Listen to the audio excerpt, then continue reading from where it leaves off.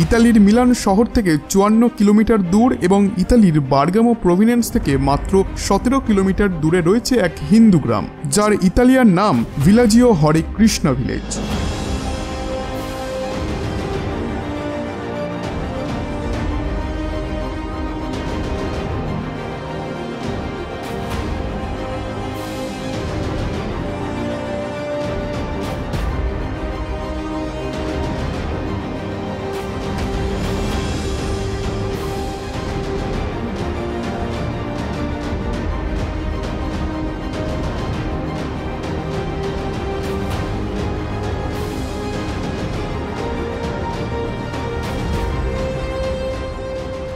কিন্তু এখন অনেকেই প্রশ্ন করতে পারেন যে ইতালির পিএম জর্জিয়া মেলোনি কি সত্যি ইতালিয়ান হিন্দুদেরকে সাপোর্ট করেন? তাহলে আমি আপনাদেরকে বলি যে এই গ্রাম বানাতে ইতালির গভর্নমেন্টের সম্পূর্ণ সমর্থন ছিল এবং তাদের সাপোর্টের জন্যই খুব সহজে ইতালির এই অঞ্চলের জমি কিনে তাকে হিন্দু গ্রাম বানানো সম্ভব হয়েছে। আর আপনি শুনলে অবাক হবেন, এই ভিলেজে আসা বেশিরভাগ সাধু সন্তরা প্রথমে খ্রিস্টান ছিলেন, কিন্তু তারপর তারা সনাতন ধর্ম গ্রহণ করে নেন। আর জর্জিয়া মেলোনিও খ্রিস্টানিটির পর যে ধর্মকে সবথেকে বেশি শ্রদ্ধা করেন তা হলো সনাতন ধর্ম, যেদিকে তিনি ইতালিতে ইসলাম ধর্মের বিরোধিতা করেন।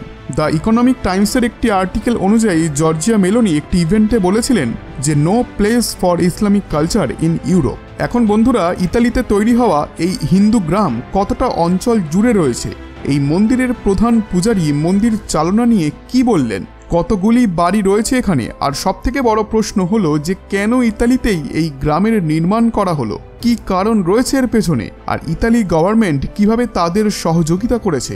এই মন্দির নির্মাণের সবকিছু জানবো আজকের এই ভিডিওতে। আপনাদের কাছে ছোট্ট একটি অনুরোধ করব, ভিডিওটিকে লাইক করে কমেন্টে লিখুন জয় শ্রীকৃষ্ণ। চলুন যাওয়া যাক এবার মেইন টপিকে। ইতালির বার্গামো প্রভিন্সে ভিলাজিও হরে কৃষ্ণা টেম্পল, টেম্পিও দি শ্রী শ্রী রাধা রমন মন্দির ও হরে কৃষ্ণা স্কোয়ার, এই তিনটিকে নিয়ে সেখানে এক হিন্দু গ্রাম গড়ে উঠেছে। প্রথমে কিছু কৃষ্ণ ভক্তরা বিভিন্ন অঞ্চল থেকে এই স্থানে আসেন।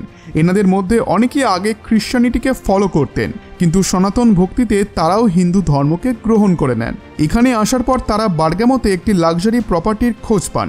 এই প্রপার্টি সেই সব ডিভোটিরা মিলে কিনে নেন, সাথে ধীরে ধীরে তার ওপরে মন্দির ও বাড়ি বানানো হয়। পরবর্তীকালে কৃষ্ণ ভক্তরা পাশাপাশি আরও কিছু জমি কিনে নেন, যেখানে ফার্মিং, কমিউনিটি হল, কিচেন এইসব বানানো হয়। এই গ্রামটি বেশ বড় এবং এটি এমন একটি গ্রাম যেখানে প্রত্যেকটি বাড়ি হিন্দু ধর্মের বাস্তু মতেই বানানো হয়েছে।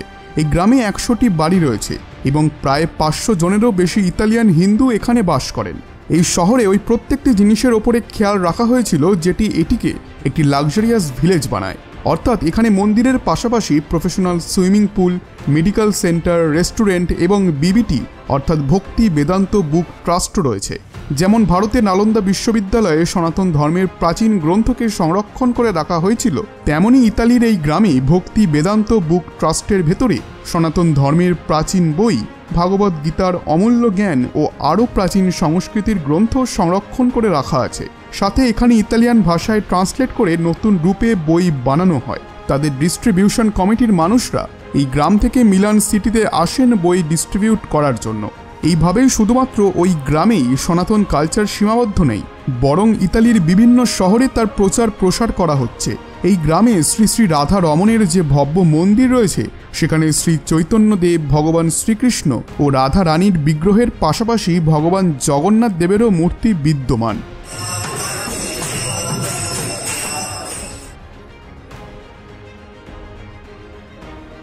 বিদেশ থেকে আসা ভক্তরা বাইরের জুতো খুলে তারপরেই এই মন্দিরের ভেতরে প্রবেশ করে। এখানকার মানুষ ভারতীয়দের মতোই কাপড় পরতে বেশি স্বাচ্ছন্দ্য বোধ করেন।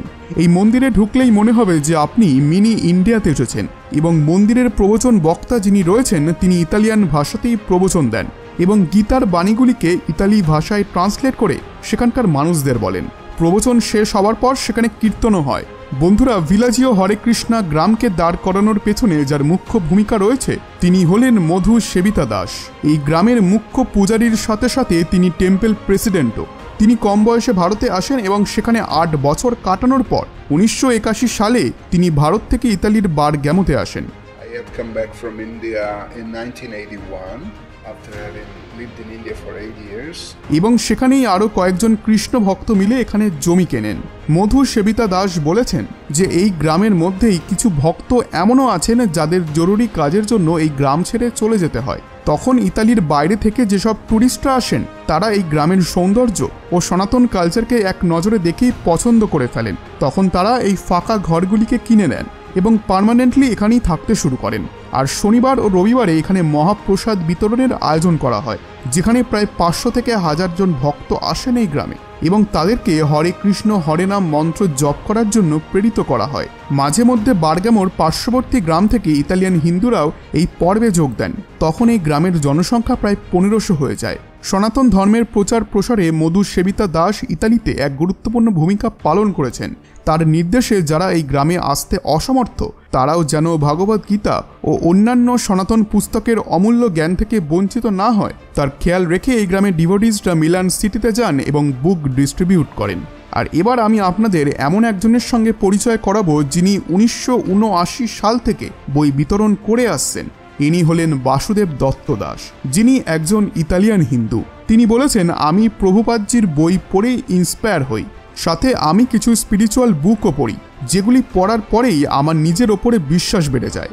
বন্ধুরা, বাসুদেব দত্ত দাস মহারাজের সাথে তার এই মহৎ কাজে সাহায্য করছেন অনকা দন্ধুবী দাসও, যিনি শ্রী প্রভুপাদ বই ডিস্ট্রিবিউট করেন এবং গ্রামের বিভিন্ন অনুষ্ঠানকে ফলো আপ করা, সাথে তিনি যাদেরকে বুক ডিস্ট্রিবিউট করেন তাদের সঙ্গে পার্সোনাল টাচ রাখার জন্য নিয়মিত তাদের থেকে ফিডব্যাকও নেন।